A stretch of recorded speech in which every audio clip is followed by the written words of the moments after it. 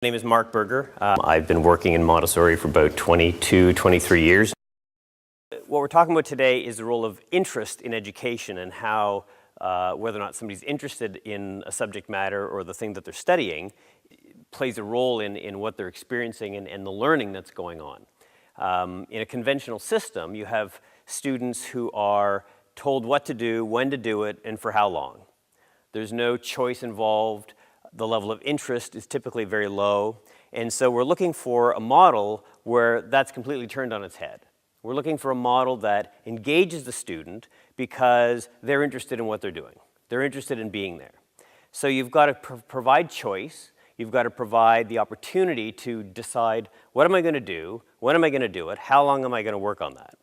And have some responsibility for what needs to get done in a certain amount of time. That could be, within this week, these things need to be done. So here's all the work that needs to get done. But then the student gets to decide, at Monday when I come into class at 8 o'clock in the morning, I'm going to choose to do this kind of thing. So why is it so important? Well, not just because we want them to do whatever the heck they want to do, because that just sounds like a nice idea. The reason why that's so important is because when you're interested in something, you actually have a physiological experience. You have an engagement that takes place. Now, you can think of examples that you have where you've chosen to take something on, a hobby, something you like to do, something you want to be a part of. You throw yourself into that completely. You do a lot of work in it, you put a lot of time in, you invest a lot of energy, and you do so happily.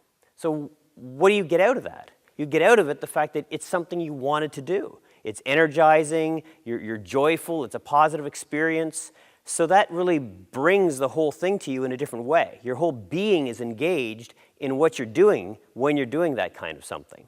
And the learning that takes place then is significantly different. I would argue, in fact, that there's actual learning taking place when that's what the experience is like, as opposed to a situation where you're told where to be, what to do, how long to be there, and so on. And you have no choice. There's no interest now in what you're doing. You can't be interested in studying geometry at 9:40 on Tuesday morning because that's what the schedule says.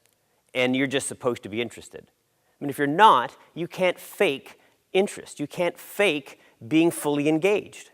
And so the learning simply now can't take place. You may remember a few things, but remembering is not learning, and we'll talk about that later. So the role of interest is very, very critical in the learning process because it taps into your emotions. And the role of emotion and what we call affect in learning is quite significant.